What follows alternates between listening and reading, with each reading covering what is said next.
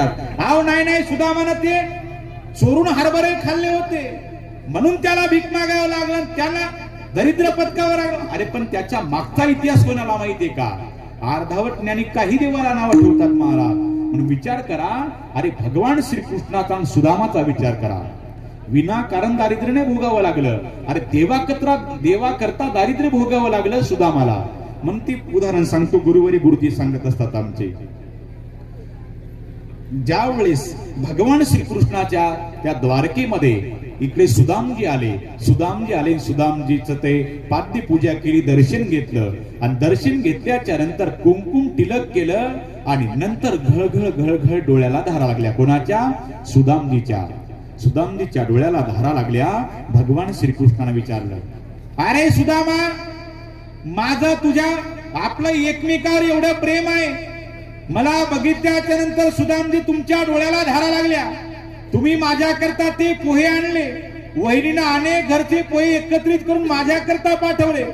मग एवढं तुमचं माझ्यावर प्रेम आहे, तर आपण बाल्यावस्थेत असताना गुरु सांदीपानंदीच्या आश्रमात असताना तुम्ही हरभरे का चोरून खाल्ले?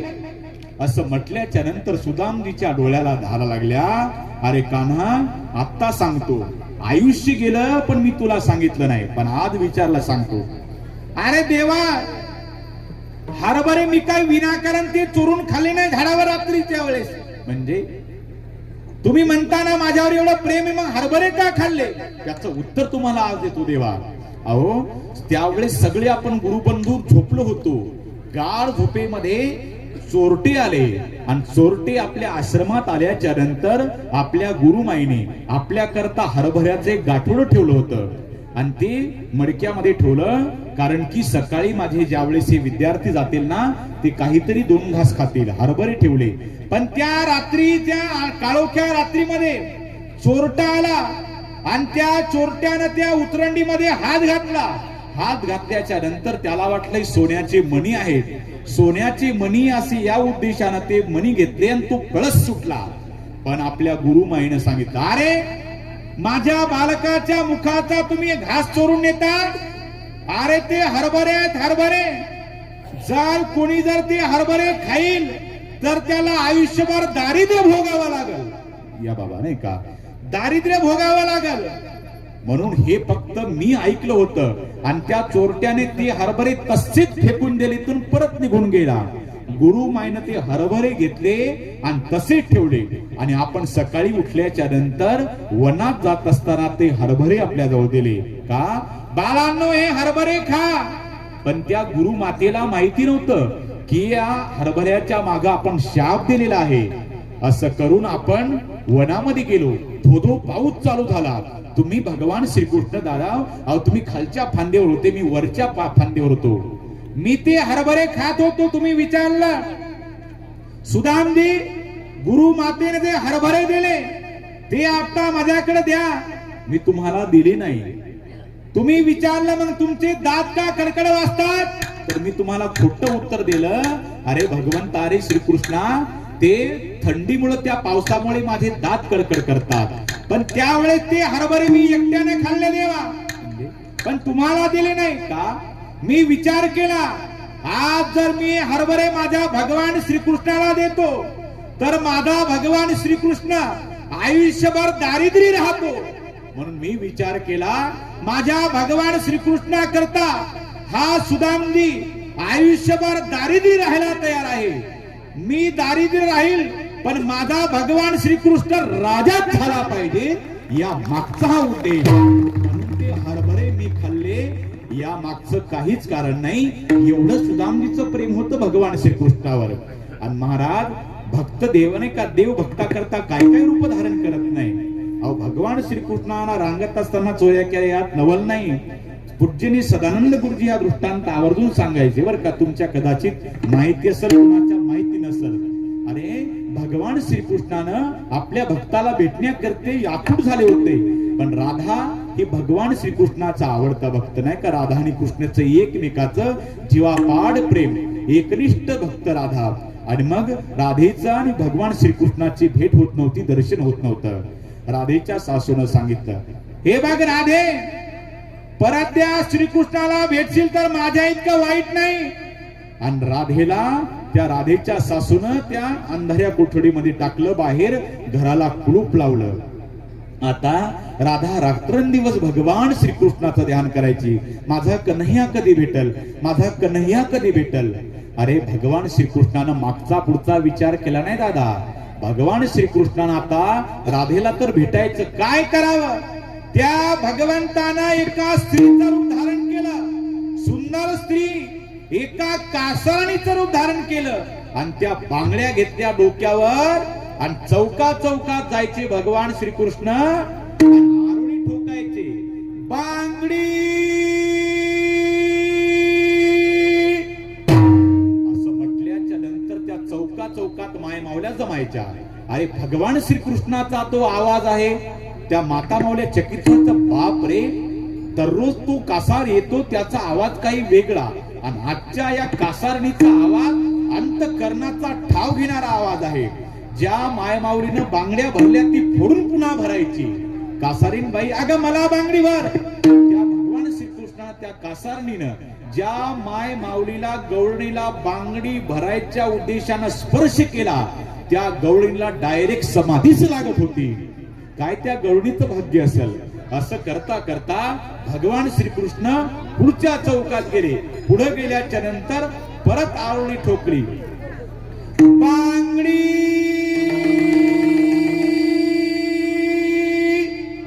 सगळ्या माय मावल्या जमल्या. ए कासारीन बाई, मला बांगडी भर, मला बांगडी भर. बांगडी भरल्याच्या उद्देशाने स्पर्श झाला की त्या गवळणीला डायरेक्ट समाधी लागावी. भगवान श्रीकृष्णाचा हात आहे. तुका म्हणे वैद्य राजा पंढरीचा निवासा, रोगमुक्त व्हायच्या गवळणी समाधी अवस्थेला प्राप्त व्हायच्या.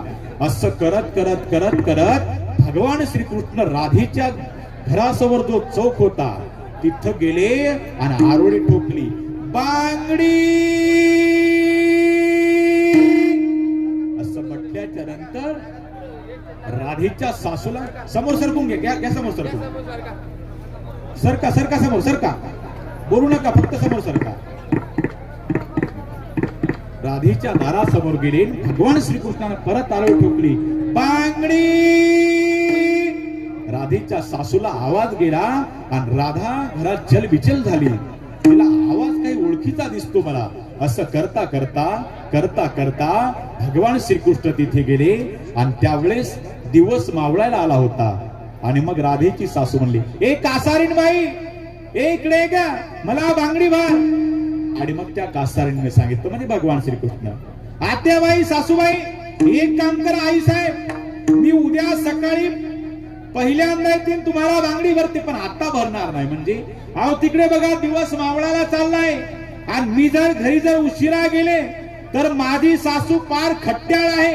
ती मला घरात घेणार नाही आणि घरात घेतलं तर मला कुलूप लावून बाहेर ठेवल. नंतर हिची टूप पेटली. मी माझी सून अशीच घरात कोंडून ठेवली. आता भगवान श्रीकृष्ण येते, त्यांना काही न सांगता कळू येते अंतर. भगवान श्रीकृष्णानं मग त्यांना ते स्टँडवर यायचं होतं ना, सांगितलं. त्या राधेच्या सासूला सांगितलं, अगं काळजी करू नको कासारीन बाई, तू वाटलास तर माझ्या घरी मुक्कामाला थांब. देव म्हणले, झालं माझं काम आता. मला माझ्या भक्ताला दर्शन द्यायचं होतं, माझ्या राधेला दर्शन द्यायचं होतं. अगं काळजी करू नको कासारीन बाई, तुझ्यात वयाची माझी सून आहे आणि ती पण आहे, तुम्ही गप्पा गोष्टी करा, पण मला बांगड्या भर. आणि मग त्या कासारणीनं बांगड्या भरल्या आणि नंतर ती कासारीन राहिली आता जेवायला. अगं जेवण कर आता कासारीन बाई. आता तिकडे राधे समोर एक ताट मांडले गेलं आणि एक ताट कासारणी समोर, म्हणजे भगवान श्रीकृष्णा समोर. आणि मग एकमेकाच्या समोर बसले. आता राधा नाजूक जेवण करू लागली. आता ही कासारीन दिसायला नाजूक होती, पण ही कासारीन नव्हतीच ना. आता भगवान श्रीकृष्ण काला खायची सवय, जसे भात खातात ना तिकडे, तसं ते कृष्णाचं खाणं. ती विचार केला की राधेच्या सासूने विचार करा, दिसायला कासारीन एवढी स्वरूपवानी, पण हिचं खाणं काय बरोबर वाटत नाही मला. ही नाजूक खायचं तर डायरेक्टच काला खाल्यावानी खायली. असं करता करता राधेची आणि त्या कासारणीची नजरानजर झाली. कासारीन हसली आणि दिसल्याच्या नंतर राधेला ते दात दिसले ओळखीचे आणि राधेच्या डोळ्याला धारा लागल्या, देवा तुम्ही माझ्याकरता कासारणीचं रूप धारण केलं, साधावया भक्ती का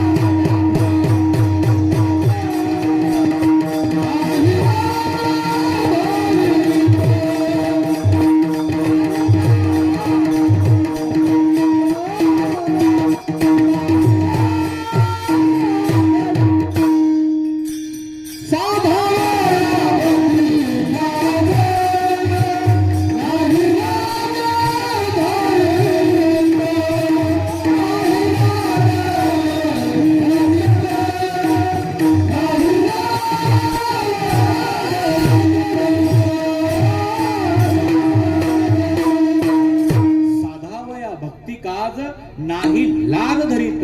अरे भगवान श्रीकृष्णानं आपल्या राधेला भेटण्याकरता एका कासारणीचं रूप धारण केलं, पण भक्ताची इच्छा पूर्ण केली आणि दर्शन दिलं राधेला. अशा भगवान श्रीकृष्णानं अनेक चरित्र केली महाराज. पण भगवान श्रीकृष्ण आदर्श चरित्र आहे.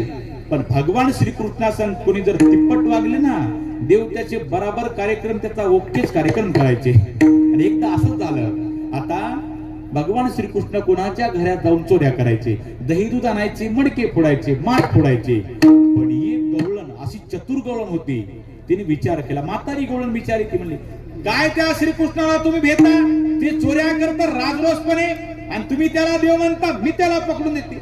त्या बाकीच्या अगं ते दिसतं तसं, पण हातातच कोणाच्या येत नाही. आता ती म्हातारी गवळण तिने काय केली, ते भगवान श्रीकृष्ण चोरीला आले. बाल्य अवस्था 7-8 वर्षाचं लेकरू, धरला हात. आता कसा माझ्या हाताला लागला, चला नंद पाटलाच्या दारात, यशोदा माते, नंद पाटील या बाहेर या, बघा तुम्ही ज्याला देव म्हणता तो चोऱ्या करतो. आता ती आली बिचारी, ती म्हातारी गवळण त्या भगवान श्रीकृष्णाला बोटाला धरून आली. आणि ज्यावेळेस यशोदा माता घरातून आली, तिच्या पण बोटाला कोणाचं बोट होतं, भगवान श्रीकृष्णाचं. तिने विचार केला, त्या गवळणीनं जर बोटाला धरलेला श्रीकृष्ण तर आपल्या सोबतचा कोणी बघितलं तर याच म्हातारीचा नातू. रूप बदललं देवाने एकाच मिनिटात. तू कशाला आला रे, ते तिथून गेलं. आता ती जिकडं तिकडं तिचा सगळा कार्यक्रम संपला. गवळणी ती काय करावं, रूप बदललं तरी कसं. यशोदा माता घरात गेली आणि ही गवळण त्या नातवाला धरून माघारी फिरली. त्यानं परत अवतार बदलला. आजी ओळखलं का मला आता. असं करता करता ती म्हणलं, आज जाऊ दे पण उद्या कसं पकडते बघ तुला.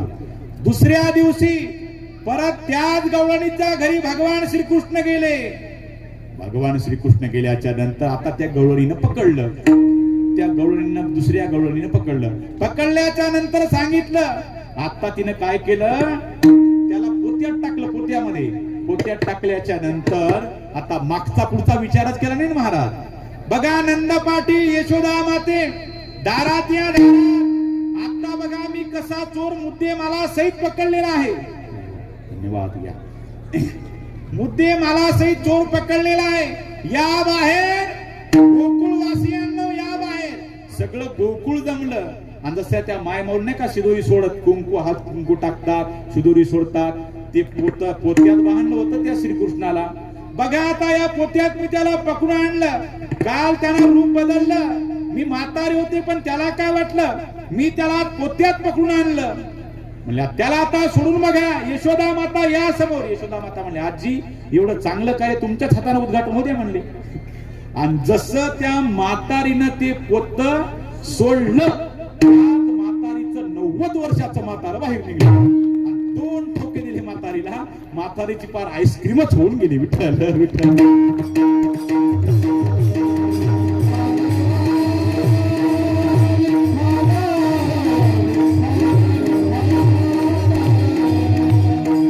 असं करता करता त्या गवळणी पार बेजारून होऊन गेल्या. गवळणीने विचार केला, आता इथं राहण्याच्या लायकीचा नाही. आणि त्या ते बिचारा त्या गरुणीचा नवरदेव बिचारा दुसरा त्याला काय विचार, अगं आपल्याला इथं राहायचंच नाही आता, हे गोकुळ नंद पाटलाचा वाडा सोडून जायचा, इथं ही राजनीती आहे का, आपल्याला न्याय भेटत नाही. आणि तिनं काय सांगितलं, अहो तुम्ही त्याच्या नादाला लागू नका, तो भल्या भल्याच्या हाताला आला नाही, तुम्ही नादी लागू नका, अगं आपल्याला इथं राहायचंच नाही. आणि मग त्यानं काय केलं, सगळा पसारा टाकला गाडीमध्ये, बैलगाडीमध्ये, आणि तो निघाला. तो गवळी निघाला आणि ती गवळण निघाली असताना आता देवाला काय जमत नाही महाराज. देवानं विचार केला, अरे मला वैतागून जातो, लोक माझ्या दर्शनाकरता आतुर होतात, मला वैतागून जातो. देवानं काय केलं, एकाच मिनिटात त्या गवळणीचा सगळा ते गिअरबॉक्स बदल आहे, तहानच लागली, कोरडाच नरडा पडला. काय करावं, तहान लागली, वाचवा.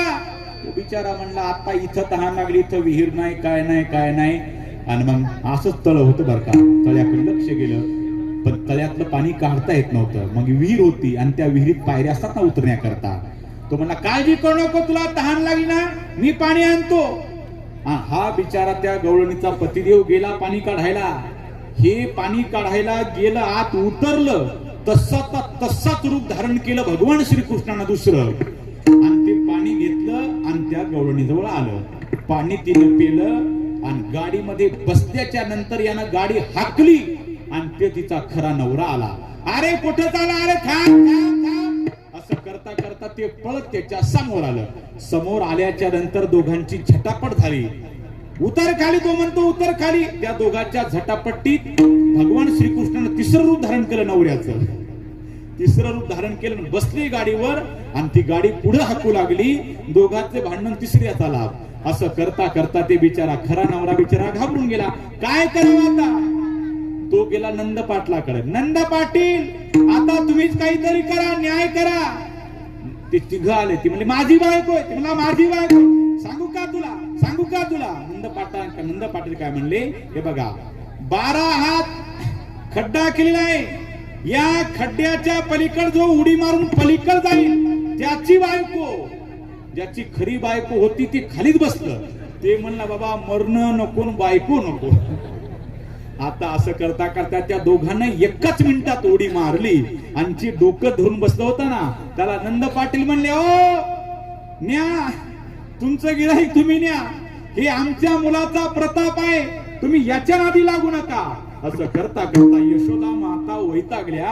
आता तू इथं राहण्याच्या लायकीचा राहिला नाही बाबा, नाही का, अनेक गवळणीच्या चोऱ्या करतो. आणि मग असं भगवान श्रीकृष्णानं परत एका गवळणीची चोरी केली, दूध खाल्लं आणि ती दुधानी पालथी ठेवली. त्याचं वर्णन अभंगाच्या प्रथम.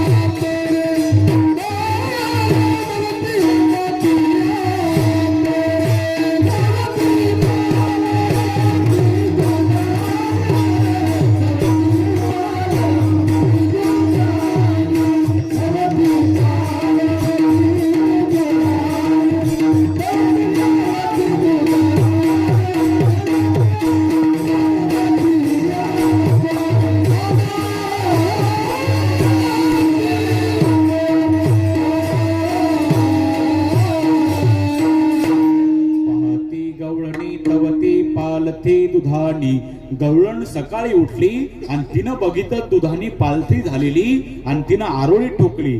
चोरी झाली, चोरी झाली, चोरी झाली. पाहती गवळणी तवती पालथी दुधानी, सगळ्या गवळणी जमल्या. अगं चोरी झाली, चोरी झाली. अगं चोरी झाली म्हणते, चोरी झाली म्हणते, पण तुझा संशय कोणावर आहे? माझा संशय म्हणती नंदाची आपोरे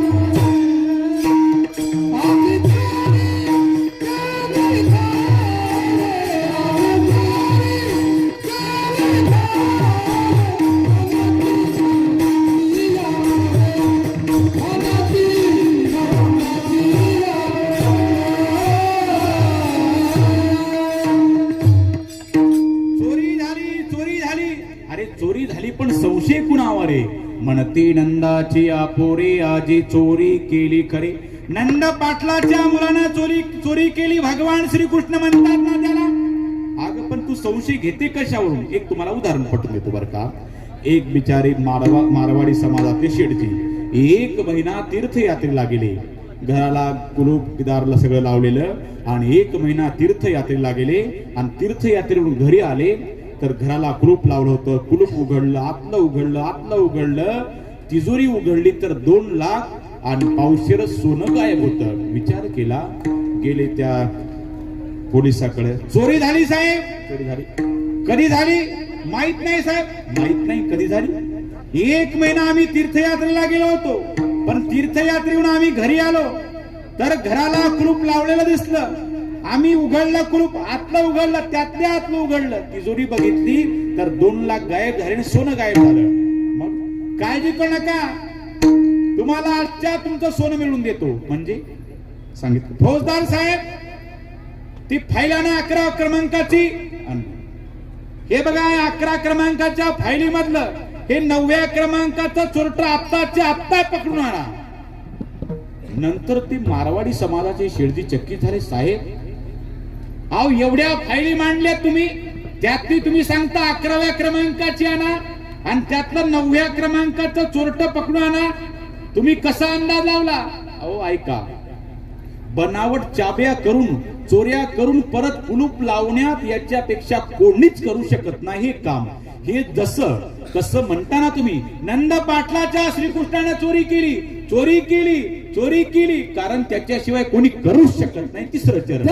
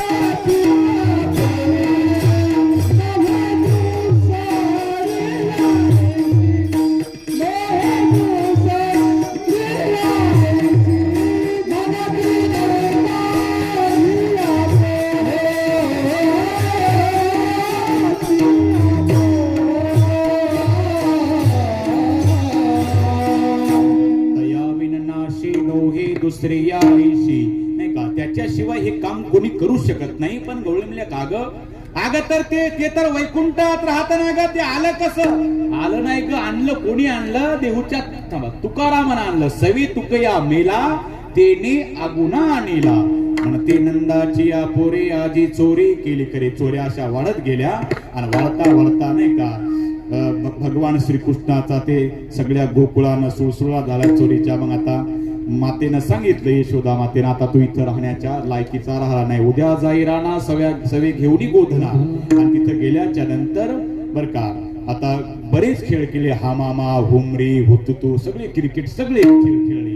आणि मग पार 1:15 वाजत आला. आता म्हणले आता हा डाव तुमचा मोडून घ्या, आता आम्हाला फार भुका लागल्या. गोपाळाने सांगितलं म्हणून सगळे गोपाळ एकत्रित आले आणि त्यांनी सर्वांनी एकत्रित येऊन काला केला. बोला पुंडली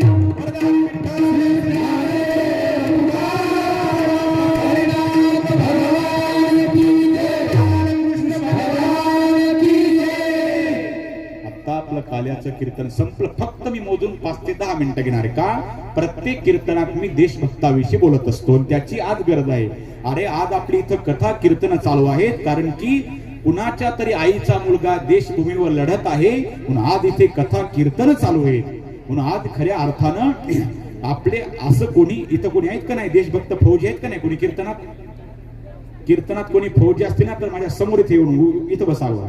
या उठा कोणी असू द्या, फौजी किती असू द्या, मी प्रत्येकदा जोरदार टाळ्या वाजवा त्यांच्या आईवडिला करता. अरे असं कोणीही देशभक्त होऊ शकत नाही. जेव्हा एखाद्या आईचं हृदय फुलाचं आणि मनामध्ये देशभक्तीची आवड, तेव्हाच एखादा फौजी जन्माला येतो. पण माणसं जिवंत फौजीला जीव लावत नाहीत, पण मेल्याच्या नंतर मिस्यू भावा आणि शहीद भावा त्याला रेल्वेत जागा देत नाहीत. म्हणून मी नेहमी सांगत असतो माणसं बरं का, मी नेहमी सारे बसा साहेब विठ्ठल.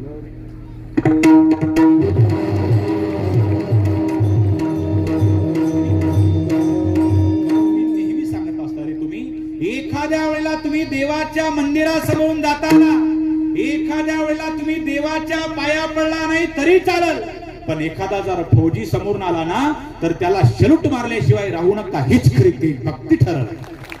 नाहीतर माणसं लागूपुरतं म्हणतात. दंगा झाला बोलवा आर्मीला, लेकरू बोर मध्ये पडलं बोलवा आर्मीला, अतिरेकी घुसले बोलवा आर्मीला, पूर आला बोलवा आर्मीला.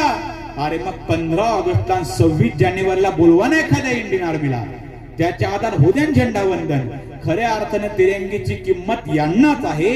अरे वाऱ्यामुळे नाही तर सैनिकाच्या श्वासामुळे फडकतो आपला तिरंगा, यांची खरी गरज आहे.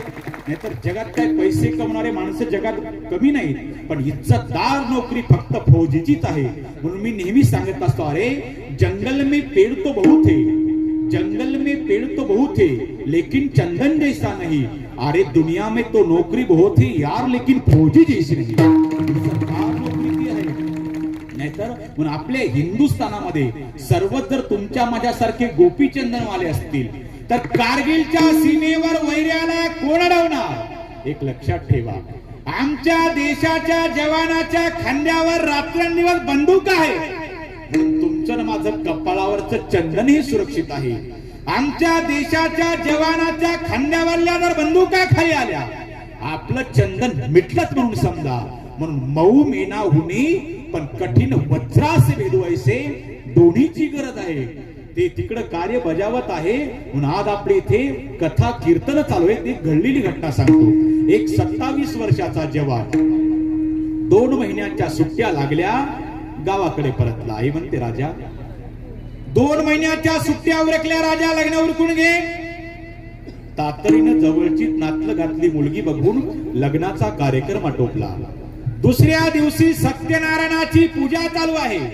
केशवाय नमा, माधवाय नमा. चालू पूजेत पोष्टमीन दारात आला. पोष्टमीनने दार ठोठावलं. आता तो नवरदेव मुलाचा लाल पटक्यावाला बाप आहे शिक्षित, ती हिरव्या लुगड्यावाली मोठ्या कुंकवाली आई शिक्षित. त्या नवरदेव मुलाच्या बापानं ते पोस्ट पाकिट घेतलं. काहीच कळत नाही, नवरदेव मुलाच्या मांडीवर टेकवलं. त्यानं त्यावरल्या फक्त 2 ओळी वाचल्या. सीमेवर वैरी आलेला आहे आणि त्याचा नायनाट करण्याकरिता मायभूमीवर तातडीनं बोलवलंय. ताडकन उठला, उपरनं बायकोच्या अंगावर फेकलं. नवरदेवाचा पोशाख उतरवला, मिलिटरीचा ड्रेस परिधान केला, लोखंडी पेटी दारात टेकवली आणि आईचं दर्शन घेतो. आई, शेवटचं दर्शन समाजात. आई, अरे राजा, नुकतं तुझं लग्न उरकलं, सत्यनारायणाची पूजा अर्धवट सोडून कुठं चाला. आई, आज माझ्या देशावर संकट आलं. आई, मला गेलंच पाहिजे. आई, आई जगदंबेच्या कृपेनं, छत्रपती शिवरायांच्या कृपेनं परत आलो तर राहिलेला सत्यनारायण परत होईल. पण आज माझ्या देशभूमीवर मला जावं लागलं आई. आईचं दर्शन घेतो. आई शेवटचं दर्शन समाजात आई जगदंबेच्या कृपेनं, छत्रपती शिवरायांच्या कृपेनं, सेवालाल बाबाच्या कृपेनं, भगवान बाबाच्या कृपेनं परत आलो तर राहिला सत्यनारायण परत उरकील. पण आई मला जावं लागल. तो देशाचा जवान आईचं दर्शन घेतलं, डोळ्याच्या असून आईच्या पायाचा अभिषेक केला. आई शेवटचं दर्शन समाजात आई. जगून वाचून आलो तर आई मी तुझा, आणि वापस आलो नाही ना तर समजा माझ्या भारत मातेचा. आणि बघा हेच वाक्य होते आपल्या परभणी जिल्ह्यात पालम तालुका आहे आणि तिथला शहीद शुभम मुस्तापुरे 4 एप्रिलला मागच्या 4 वर्ष झाली त्याला शहीद झालेला. ज्यावेळेस त्याच्या आईला साताऱ्याला बोलवलं शौर्य सन्मान पुरस्कारा करता, युट्यूबला पण आहे बघा, शौर्य सन्मान पुरस्कार 2019. त्याच्या आईला बोलवलं आणि आईला विचारलं, आई तुमचा शुभम देशाकरता शहीद झाला, तुमची काय प्रतिक्रिया आहे, काय सांगताय? काय सांगू साहेब, आता रक्ता मासाचा गुळात मातीत कायम काय विलीन झाला. साहेब एका गोष्टीचा स्वाभिमान वाटतो, म्हणजे आळंदीची वारी केली मी, पंढरपूरच्या पांडुरंगाची वारी केली, पण इतके माणसं मी वारीतही बघितली नाही. पण ज्या दिवशी माझा शुभम शहीद झाला ना, अख्ख्या भारतातली माणसं माझ्या दारात आले, असं वाटतं पांडुरंगाची वारीत माझ्या दारात आली. आणि बघा देशभक्ताला पांडुरंगाची जरी उपमा दिली ना कमीच ठरेल. कोणी माना नाहीतर नका मानू, मी फक्त या पृथ्वीवर 2च पांडुरंग मानतो. कोणकोणते? एक पंढरपूरचा पांडुरंग परमात्मा विटे उभा राहिलेला आहे. तो पांडुरंग परमात्मा आलेल्या भक्ताचे संकट निवारतो. पण आमचा मिलिटरीचा पांडुरंग जम्मू काश्मीर उभा असणारा, ज्याच्या खांद्यावर बंदूक आहे, तो आलेली संकट स्वतः घेतो. त्यांच्या पण उपकारच मानले पाहिजे. आईच्या डोळ्याला धारा लागल्या. साहेब माझा शुभम दररोज म्हणायचा, आई मला तिरंगा आवडतो. साहेब माझं लेकरू झेंड्याच्या दिवशी गेलं आणि शेवटी झेंड्यातच गुंडाळून आलं. तोच प्रसंग दुसऱ्या भक्ताच्या जीवनात घडून आला. तो देशभक्त माय बहिणीवर लढायला गेला, पण माय बाप त्याच्या दुर्दैवानं दुपारा 2 वाजता वैर्याने घाला घातला. त्याच्या छातीत गोळी लागली. लाल मातीमध्ये गडबडा लोळू लागला. सहकारी मित्राला बोलून घेतलं, इकडे माझ्या राजा, देशासाठी फार काही पराक्रम गाजवायचा होता. छत्रपती शिवराय आणि भगतसिंग राजगुरूंनी काय देशाकरता काही नाही केलं. अरे मला फार मोठा पराक्रम गाजवायचा होता, पण या समोरच्या वैर्याने हल्ला घातला, माझ्या छातीत गोळी लागली. आता मी मरतो, पण हा माझा मरणाचा संदेश माझा सहकारी मित्र या नात्यानं तुला गावाकडे न्यावा लागेल. अरे नुकतंच माझं लग्न झालं, सत्यनारायणाची पूजा मी अर्धावट सोडून आलो. घरी आल्यावर माझी पत्नी थार थार कपाळ बडवल. तुला सांग वहिनी नाही का, तुला सांग वहिनी तुझा आता कुंकू पुसून टाक, हातात तलवार घे, झाशीची राणी हो म्हणावं. राजा माझी 14 वर्षाची ताई तुझ्या गळ्याला धाय मुकून रडत. ती म्हणा, दादा अरे माझा भैया कुठे गेला? तिला सांग ताई तुझ्या जीवनातले 2 सण आज कायमचे संपले म्हणावं. तुझी भाऊबीज विसरून जा, अगं तुझ्या रक्षाबंधनाचा सण आज कायमचा संपला म्हणावं. पण राजा माझे वडील हे हळव्या स्वभावाचे, त्यांना नाही दुःख सहन होईल. आताच त्यांना अटॅक येऊन गेला. त्यांना सांग बाबा तुमचा मुलगा अजून युद्धभूमीवर लढत आहे म्हणावं. पण ही गोष्ट ऐकून माझा गोरगरिबीचा इज्जतदार मामाही तिथे आला असेल. अरे कधीच न तू सांगितलेलं तुला सांगतो, मी दिवाळीला मामाच्या घरी गेलो. त्यानं त्याच्या ऐपतीप्रमाणे 1000 रुपयाचा ड्रेस आणला, पण मी ड्रेस घातला.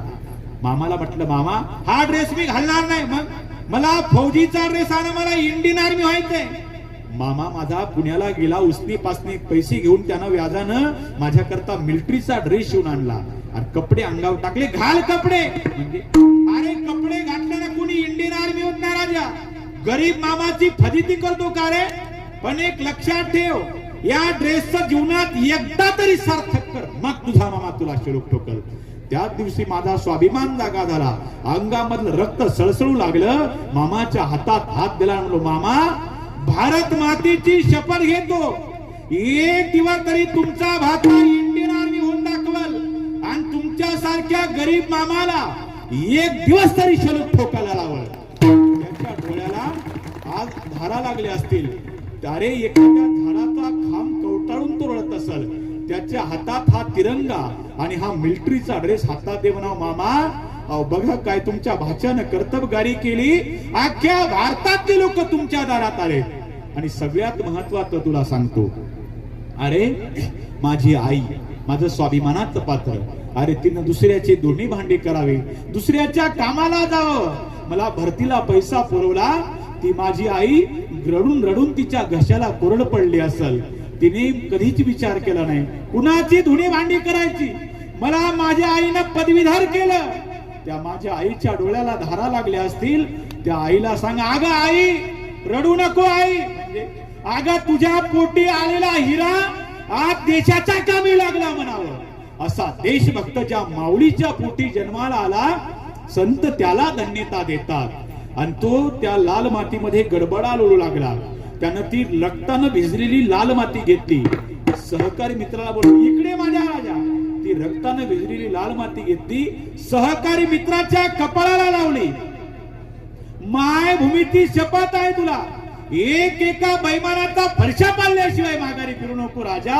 आता मी मरतो, पण मरताना मी तुला सांगतो, हा माझा देश मी तुझ्या ताब्यात देतो.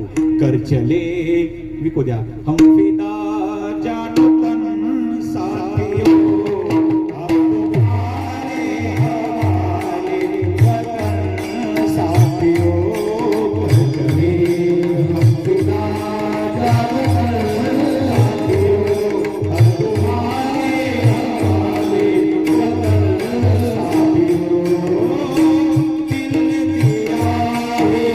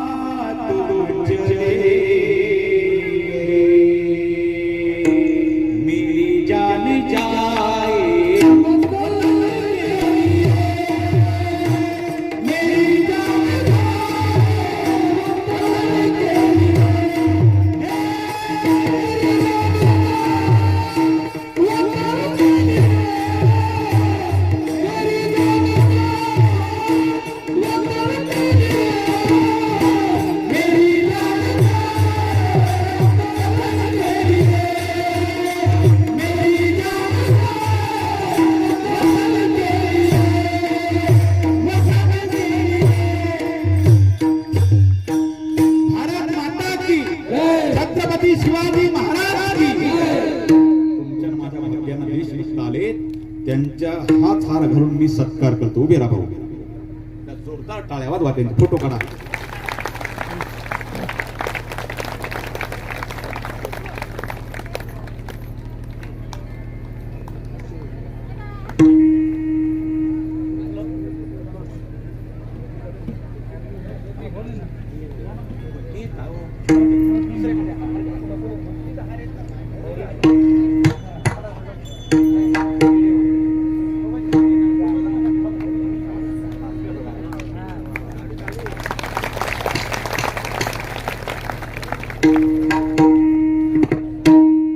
खऱ्या अर्थानं बरं का योग्य त्यांचा सन्मान झाला पाहिजे बरं का. मी म्हणत नाही तुमच्या मुलाला काय कोट्याधीश करा, पण 1 वर्ष तरी आपल्या मुलाला वारकरी शिक्षण संस्थेत ठेवा, जेणेकरून संस्कार लागतील बरं का.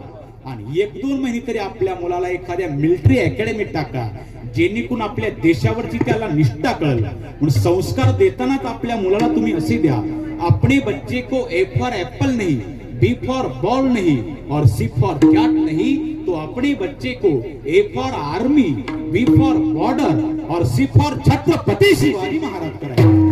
डाल डाल पर चिड़िया करती बसी.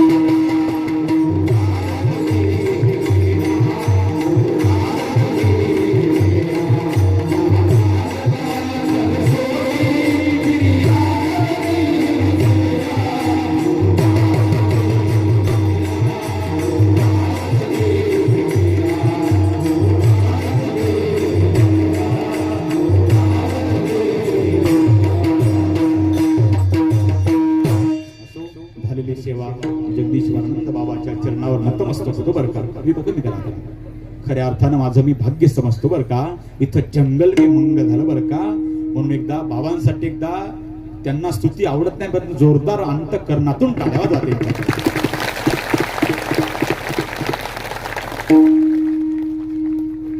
आणि हा कीर्तन संपल्याच्या नंतर बाबांचं थोडा वेळ प्रवचन होणार आहे, त्यांचा पण सर्वांनी लाभ घ्या, उठू नका. म्हणून आज खऱ्या अर्थानं आता बाबांच्या हातानं हे नाही का काल्याचा महाप्रसाद होईल, दहीहंडी फोडून आणि बाबांचं थोडं प्रवचन होईल, याचाही सर्वांनी लाभ घ्या. म्हणून जे काही चुकीचं असेल, माझ्या बुद्धीचे दोष, योग्य ज्ञानोबरांचा प्रसाद सर्व महाराज मंडळी, अनिल महाराज असतील, भागवत महाराज, हे बडे बडे मंडळी ज्यांच्यामुळे योग आला आमचे, माझ्यावर पितृवत प्रेम करणारे गजानन दादा यांनाही नमस्कार करतो. हे देशभक्त सगळे तुम्ही आलेले, सगळ्या राज्यातून भारतातून आले सगळे मंडळींच्या चरणावर मी नतमस्तक होतो. आणि झालेली सेवा माझे गुरुवारी वेदांताचार्य अर्जुनजी महाराज लाड गुरुजी, परमपूजनी शंकरजी महाराज पंचाळ गुरुजी आणि गुरुवारी रामायणाचार्य रामरावजी महाराज ठोक यांच्या चरणी सेवा समर्पित करतो. जितनी मेहरबानियां आप लोगों ने मुझ पर की उतनी तो मेरी औकात नहीं है. जितनी मेहरबानियां आप लोगों ने मुझ पर की उतनी तो मेरी औकात नहीं. कृपा ही जगदीश्वरानंद बाबा की, वर में मुझ में ऐसी कोई बात नहीं.